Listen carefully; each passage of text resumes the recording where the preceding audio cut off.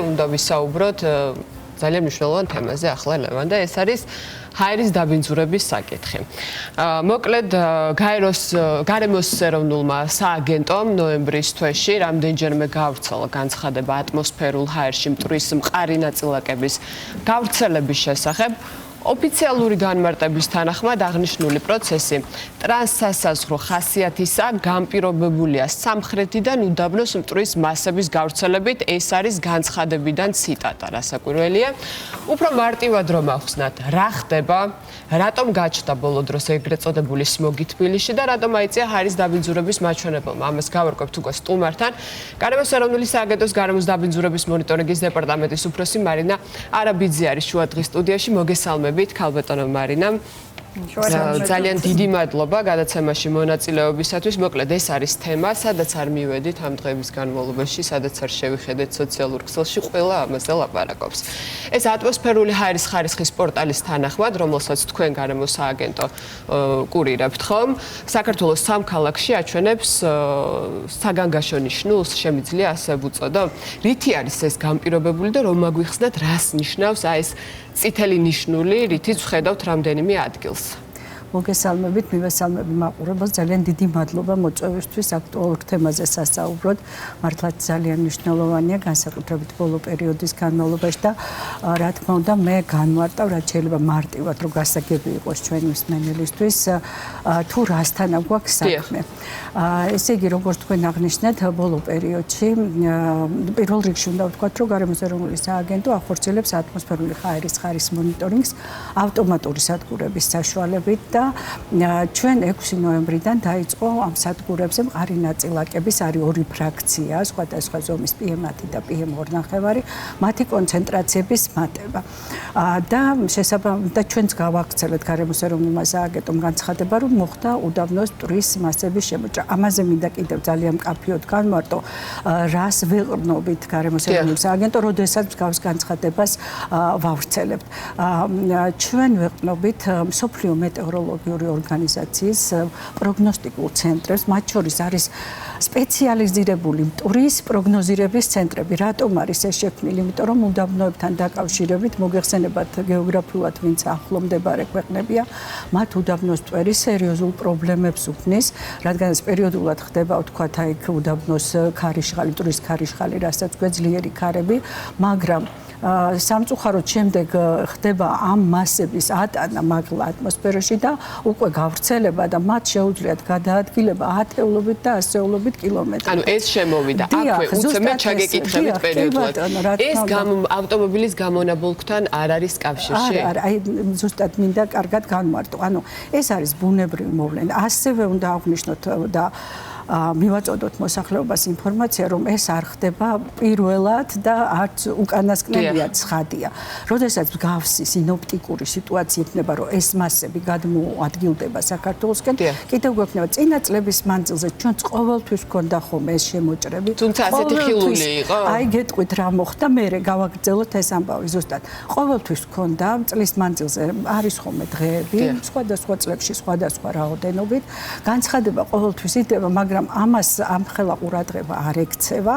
აქ დამატებითი ფაქტორი შეიქმნა ის, რომ მოგეხსენებათ უჩვეულო ნოემბერი გვაქვს, არც წვიმა, არც ნალექი, ახლა უკვე თოვლიც კი უნდა იყოს, არა, არანაირი ნალექი უმეტესად არ გვიფიქსირდება, ქარი საერთოდ არ არის, ძალიან ტემპერატურაც უჩვეულო თბილი ნოემბერი გქონდა და ამანაც განაპირობა, ანუ ზუსტად ეს არის, რომ შემოვიდა და შემდეგ ვეღარ შეიქმნა ისეთი სინოპტიკური პროცესი, რომ მომხდარიყო ამ მტვრის, ასე ვთქვათ, გატანა ან ჩამოლეკვა ან განიავება და ასე შემდეგ. აი ეს არის ახლა რატომ გახდა ასე ხილული, იმიტომ რომ პრაქტიკულად ამდენი დღის მანძილზე, თუმცა აქვე უნდა აღვნიშნო, რომ იყო დღეები, რომ ოდნავ იცვლებოდა და ის განცხადებაც კი გავავრცელეთ რაღაც პერიოდში, რომ იკლებდა და შემდეგ 24-დან ისევ, ანუ მთლიანად ვართ ამ ეტაპზე დამოკიდებული აი ამ სინოპტიკურ სიტუაციაზე. კი ბატონო, ქალბატონო მარინა, ეს წითელი ნიშნული არის ძალიან ცუდი, ხო? ანუ ყველაზე კრიტიკული. ანუ ჰაერის ხარისხი არის საგანგაშო ჯანმრთელობისთვის ეს სწორი განმარტება არის და რა გავლენა აქვს. აი, მინდა გასაგებია რა არის, გასაგებია რომ გამონაბოლქვით არ არის გამოწვეული, თუმცა რა გავლენა შეიძლება კონდეს ჩემზე? ძალიან მნიშვნელოვანი კითხვა არის ჩვენ ზუსტად ესე დაინტერესებული მომხმარებლისთვის ჩვენი პორტალის გვაქვს ერთია რომ ეს არის მონიტორინგის შედეგები რომელიც ყოველ 1 საათში განახლდება და შეგვიძლია აი დინამიკაში მოვადევნოთ თვალის საათობრივად როგორ იცვლება მდგომარეობა და მართლაც მუდმივად ხდება ცვლილებები მაგრამ გარდა ამისა ასევე დევს ჯანდაცვითი რეკომენდაციები აი ამ ველში თუ შევბრძანდებით კი მე ვნახე აი რომ მოკლედ რომ ზუსტად ეს არის განმარტებული ანუ ზუსტად წერია რომ ფერით იმიტომ არის ესე მარტივად და არა კონცენტრაციებით და ძალიან მეცნიერული ტერმინებით წერია ცუდი თქვენ უნდა ნახოთ PM10 ამ შემთხვევაში ამ PM2 თუ პორტალზე ხედავთ რომ წითელია და ცუდი ამ ველში შევბრძანდებით და ნახავთ რა რეკომენდაცია თქვენთვის რატომ ვამბობ ამას იმიტომ რომ ეს რეკომენდაციები მომზადებულია დაავადებათა კონტროლის და საზოგადოებრივი ჯანმრთელობის ეროვნული ცენტრის მიერ და ჩვენთან არის უბრალოდ პორტალზე განთავსებული და მიდგომა იცით როგორია უკაცრავად რომ დავამთავრო ანუ თუ ვართ სხვადასხვა ჯგუფებს მივეკუთვნებით ხო ხანდაზმულები ბავშვები ორსულები ან დაავადებების მქონე ყველა ასეთი ჯგუფისთვის არის შესაბამისი რეკომენდაცია გაცემული ამ წელს აი ეს უნდა მეკითხე ხა ხანდაზმულები ახსენეთ თქვენ და მე არ მგონია ხა ყველა ხანდაზმული ინტერნეტში შევიდეს და გაიგოს ეს რა ხდება და ორი სიტყვით რო უთხრათ ადამიანებს აქვე თუ შეიძლება ქალბატონო მარინა ლევანის კითხვასთან ერთად თუ შეგიძლიათ რომ გვითხრათ აი ეს წითელი ნიშნულები მე კი ვხედავ რუკა გახსნილი მაქვს და გასაგები არის მაგრამ ყველაზე კრიტიკული მდგომარეობა ამ ხრივ სად არის ეხლა როდესაც ჩვენ ეთერში ვხედავთ აი ამ საათისთვის შეგვიძლია ვთქვათ რომ შეიძლება არის წითელი მაგრამ უკვე აღინიშნება კლება ზოგიერთ სადგურზე მაგალითად PM10 თელავში უკვე ყვითელია თუმცა პორტალზე გამოდის ყველაზე ცუდი ან PM2.5-ია წითელი და წითელი გამოდის მაგრამ PM10-ები უკვე დაკლებულია თუმცა კიდევ აღემატება ნორმას სხვა ქალაქებშიც ქუთაისი ახალციხე ბათუმი მაგრამ აქაც კლება გვაქვს ხა ყველაზე მეტად არის თბილისი და რუსთავში ამ წუთას რაც ხდება მაგრამ აქვე აუცილებლად უნდა გავაჟღეროთ ჩვენი მოსახლეობისთვის ცოტა სასიკეთო ინფორმაცია იმიტომ რომ ჩვენ ხა მუდმივად ვადევნებთ ცხადია პროცესს მაგრამ ეთერის წინ კიდევ ერთხელ გადავაზუსტე რისი მოლოდინები აქვს ჩვენ ჰიდრომეტეოროლოგიის დეპარტამენტ რომელიც ამინდის პროგნოზებს გვაწვდის და დღესაც თქვენ შენიშნავდით მცირედი წვიმა უკვე იყო თბილისში თუმცა მომდევნო დღეებში გვეუბნებიან რომ პროცესი შემოდის უკვე დასავლეთიდან წამოვა დასავლეთში უკვე წვიმა ქარი და რომელიც მომდევნო დღეებში უკვე თბილისი და აღმოსავლეთ საქართველოში შემოვა და ძალიან დიდი იმედი გვაქვს რომ მომდევნო დღეებში ეს სინოპტიკური სიტუაცია და პროცესი გასაგებია აი რომ დავაკონკრეტო ეს რუკა მაქვს გახსნილი და ეს შინდისფერი არის მარშამგელოვანის გამზირზე წერეთლის გამზირზე და აღმაშენებლის გამზირზე და აქვე რეკომენდაციებად მითითებულია დაავადებები ვისაც აქვს ქრონიკული ფილტვების და გულის დაავადებები რომ გარე აქტივობებს მოერიდონ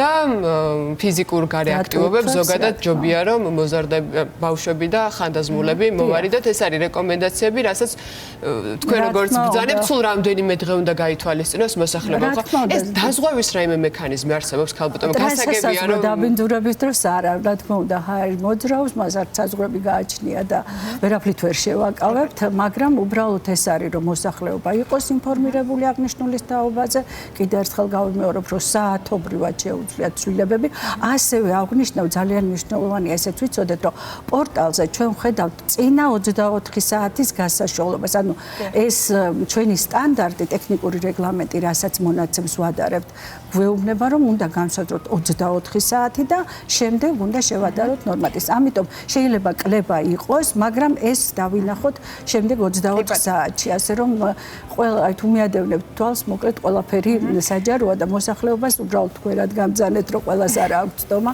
ნამდვილად იგივე რეკომენდაციები შეგვიძლია მივაწოდოთ რომ ცოტა ხანს სანამ გაუმჯობესდება მოვარიდოთ ზედმეტ გარეთ აქტივობებს და ფიზიკურ დატვირთვებს ნუ რისკ ჯგუფების მიხედვით ცხადია. თავარია გავითვალისწინოთ რეკომენდაციები ეს არის ბუნებრივი მოვლენა და შესაბამისად ამას ვერავინ აღუდგება თუმცა თქვენ საიმედო ამბავიც გითხარით რომ ძალიან მალე ნალექიანი ამინდი გაწმენთ სრულიად ჰაერს ხო?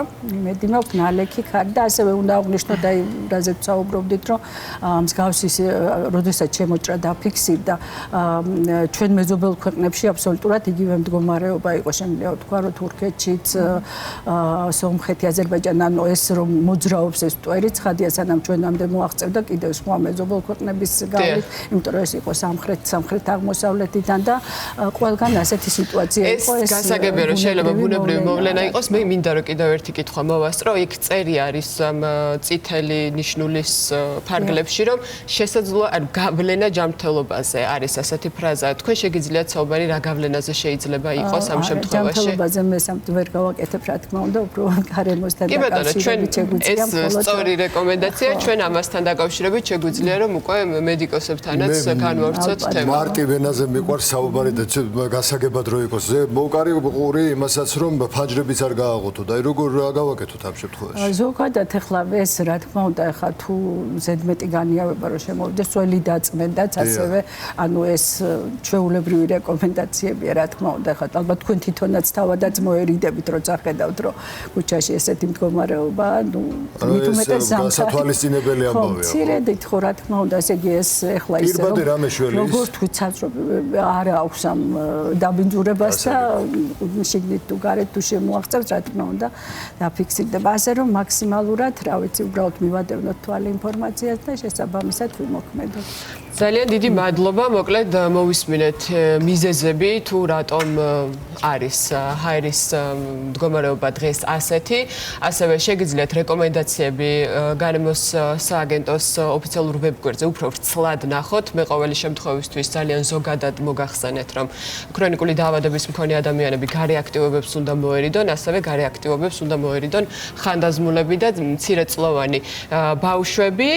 სხვა რეკომენდაციები ჩვენ არ ვისაუბრებთ, იმიტომ რომ ჩვენი კომპეტენციის ფარგლები რასაკვირველია არ არის, თუმცა შესაძლებლობა თუ გვექნება, აუცილებლად მედიკოსებთან ერთადაც განვავრცობთ ამ თემას. ყოველი შემთხვევისთვის პროგნოზი არის დამაიმედებელი, რომ ამ ყველაფერს ისევ ბუნებრივი მოვლენები ნალექის სახით გაწმენს და ეს მოხდება რამდენიმე დღის განმავლობაში.